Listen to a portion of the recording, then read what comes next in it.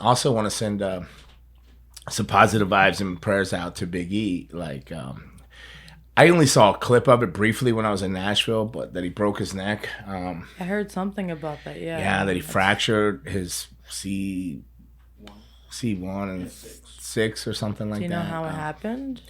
Belly to belly on the outside. He spiked his head. I don't know if I only saw a brief clip and I didn't study the clip, so I can't comment on it and give my expert opinion if I had one or my hypothesis, my educated guess.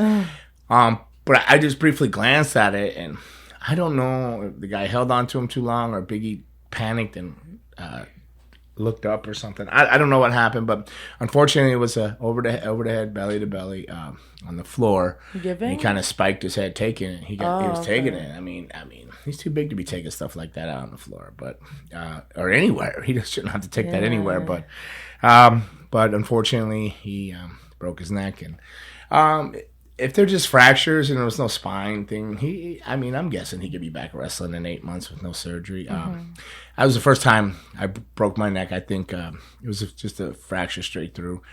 I was out 8 months, wore a neck brace and stuff like that. That was as a kid. I was swimming in a week later. I was diving in pools and stuff with this titanium brace up around my head and all this other stuff. I didn't let it slow me down.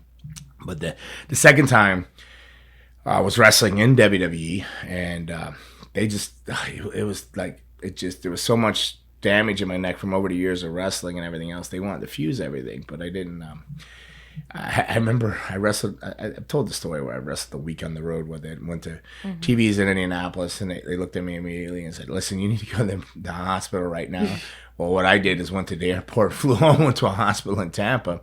And when I got there, they looked at everything and they were like, "We really need to fuse your neck right away." They wanted to fuse it, and they said I couldn't wrestle anymore. And I said, I asked if I could do rehab for it. And they go, "No, I don't think you could even handle the pain or get through rehab." And I said, "Well, I wrestled for a week and I just flew home from Indianapolis to see you." And they go, "Oh, okay." So they let me do the rehab, and I got it. I saw movements and stuff. I mean, I'm sure that's probably why some days I still get headaches and different things, but I'm doing good. I mean, I had more problems from the hot spot on my brain from all the I had a reoccurring concussion. So that injury too. I was 8 months. I say I was cleared with the neck, but it was a little longer because I was dealing with some head stuff. They had a hot spot on my brain, and so apparently they told me it was like a miracle that I broke my neck, and it ended up in there because I was just functioning with a hot spot on my brain from all the chair shots and whatnot. So I had a reoccurring concussion basically constantly. I was just concussed,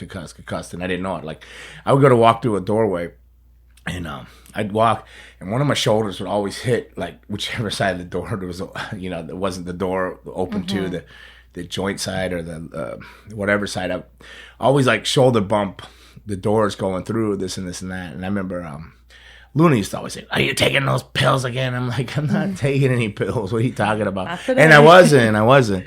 It's just, I guess I had a concussion the whole time. I just was functioning. I was getting through airports, flying, traveling, driving. Scary. It's a scary thought. But they literally cleared me from my neck, but it was another couple of months or so to a year before they cleared me from my head. And they just said, "Listen, one, if you get tapped and rear-ended, you could end up paralyzed or whatever. Your neck is so bad." But I passed all the tests, so they let me go on the neck. And then they said the same thing. If you just tap your head, like whatever. But I passed all the tests, so they said, "Listen, sign these waivers and go do what you want."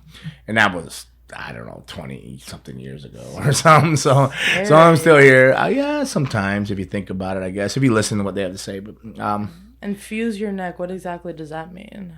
They just go in and they fuse all your vertebrae together. So instead of me being able to look to my right or to my left like this, I'd have to turn to my right. So like fuse it like if you had a brace on. Yeah, exactly. Permanently fixed. I've never heard of that.